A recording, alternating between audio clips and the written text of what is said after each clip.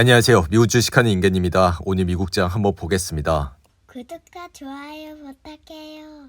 오늘 시장은 빅테크 기업들의 실적을 앞두고 주가가 추가 상승을 할 수 있다는 기대로 인해 S&P 500과 나스닥은 또다시 올라 다시 한번 신고가를 달성하는 모습을 보여줬습니다. 이에 이번 주는 S&P 500 지수의 약 20%에 달하는 111개의 기업이 2분기 실적을 공개해 이 중에 우리가 가장 주목하는 기업은 테슬라와 알파벳으로 이들 기업은 목요일 새벽 장 마감 후 실적을 발표한다 할 수 있는데요.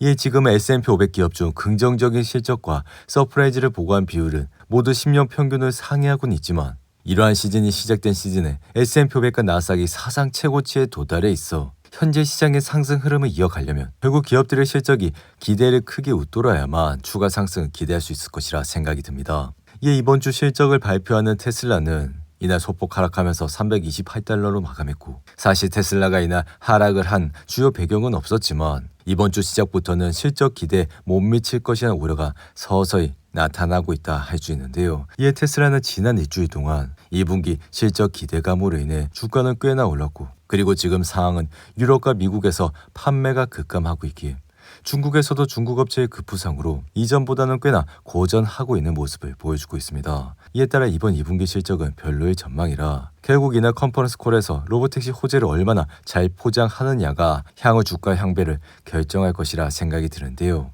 그럼에도 불구하고 웨드부시의 댄 아이브스는 여전히 테슬라를 전평가된 AI 주식이라 평가했고, 자율주행 기반 로보택시 사업이 향후 수조 달러 규모로 성장할 것이라 테슬라에 대한 강한 매수 의견을 유지해 목표가를 다시 500달러로 제시하는 모습을 보여줬습니다.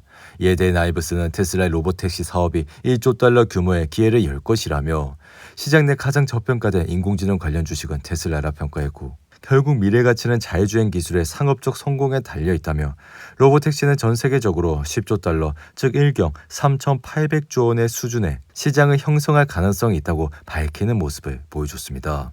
이에 이번 주 테슬라의 실적을 예상해보면 분명 전기차 판매 부진으로 인해 실적은 잘 나오지 않을 것이라 생각이 들며, 특히나 올해는 펀더멘탈 측면에서 주가가 상승한 것이 아닌 모멘텀에 의한, 즉 향후 미래 가치에 대해 주가가 올랐다는 점을 감안한다면 결국 이번 컨퍼런스 콜에서 머스크가 어떤 발언을 할지가 굉장히 중요한 역할을 할 것이라 생각이 드는데요. 이에 따라 머스크가 얼마나 큰 호재를 가져올지, 그리고 얼마나 큰 악재를 가져올지에 따라 테슬라의 주가는 단기 방향성을 잡을 것이라 생각이 듭니다. 이어 엔비디아의 주가는 이날 0.6% 하락해 171달러까지 내려왔고, 사실 이날 엔비디아가 하락을 하게 된 주요 배경은 중국 수출용 인공지능 칩인 H20을 판매하기 위해 정상화까지 난항이 예상된다는 관측이 나왔기 때문인데요. 이에 젠스당 역시 최근 중국 방문 중 기자회담을 열고 H20 공급망을 구축하는 데는 시간이 필요하다며 주문부터 웨이퍼 생산 그리고 납품까지 최대 9개월이 걸릴 수 있다고 밝혔습니다. 이에 따라 엔비디아는 지난 4월 H20 중국 판매 금지 조치 이후 중국 고객들의 주문을 취소하고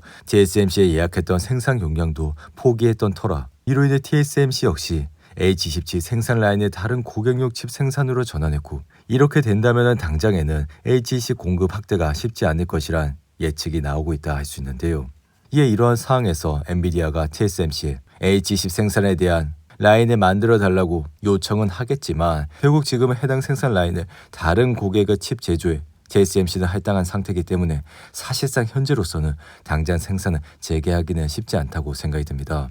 이에 상황이 이렇다 보니 엔비디아 역시 신형 제품으로 H20을 대체하려는 분위기라 지금은 중국 전용 RTX 프로 GPU를 개발하고 있고, 이 제품은 H20보다 성능을 더 낮춰 수출 규제를 받지 않는 제품이라 할 수 있는데요. 여기에 그동안 엔비디아는 1분기 실적 발표 이후 주가도 끊임없이 올라 1분기 실적 발표 당시 주가가 130불대 지금은 171달러까지 올라왔고, 이에 왼쪽에 보이시는 RSI는 최근 79까지 올라와 주가는 꽤나 과매수 상태까지 올라왔다는 점을 고려한다면 오늘의 하락은 오히려 잠시 쉬어가는 좋은 타이밍이라고도 생각이 됩니다. 한편 나스닥은 이날도 상승을 하면서 2974선까지 올라와 다시 한번 사상 최고치를 기록했고, 사실 증시가 이렇게 사상 최고치를 기록하고는 있지만 앞으로 관세 효과는 본격적으로 인플레 데이터에 드러날 예정이라 실제 관세율은 트럼프 행정부 출범 전 1%대에서 이달 9%까지 올라왔고, 그리고 최근 몇 주 동안 발표한 조치만으로도 관세율은 곧 20%로 올라갈 수 있기에, 게다가 지금은 기업들의 관세 부과 전 재고를 대량으로 쌓아서 가격을 빨리 높이지 않아 저희 생각은 이러한 재고가 이제는 거의 다 팔렸기 때문에 다가오는 3분기에는 더는 재고 효과는 없을 것으로 생각이 듭니다. 이에 지금의 관세가 경제와 기업 실적에 미치는 영향은 대부분 3분기 그리고 4분기에 나타날 예정이라 우리가 주식시장에서 인플레이션 데이터에 더 큰 관심을 가질 시기는 6월과 7월보다는 8월과 9월 가능성이 높다고 생각이 드는데요. 여기 이러한 상황에서 페드가 7월 그리고 만약 9월에도 금리를 내리지 않는다면 다시 증시는 흔들릴 가능성이 높기에 7월 말 FMC에서는 파월의 메시지는 거의 변함없이 유지될 가능성이 큰데다 9월까지 금리를 내리지 않는다면 주식시장의 압박은 더욱더 커질 것이라 생각이 됩니다. 이에 지금은 개인 투자자의 지속적 수요와 아직 주식 노출이 부족한 기관 투자자의 자금 유입 그리고 어닝 발표 이후 8월에 본격화될 기업 자사주 매입이 적어도 며칠간은 주식을 뒷받침할 수도 있지만 당연히 이번에도 8월 말과 9월 그리고 10월은 주식시장이 흔들릴 가능성이 높기에 과거 지난 100년간을 따져보면 9월 1일은 통상 고점을 찍는 날이었다 할 수 있습니다. 이에 팔란티어는 이날 1% 이상 내려 151달러까지 내려왔고 사실 팔란티어는 최근 오하이오 공무원 연기금이 팔란티어의 주식을 대거 매입하면서 주가를 끌어올려 지난 주까지만 해도 사상 최고치를 기록하는 모습을 보여줬는데요.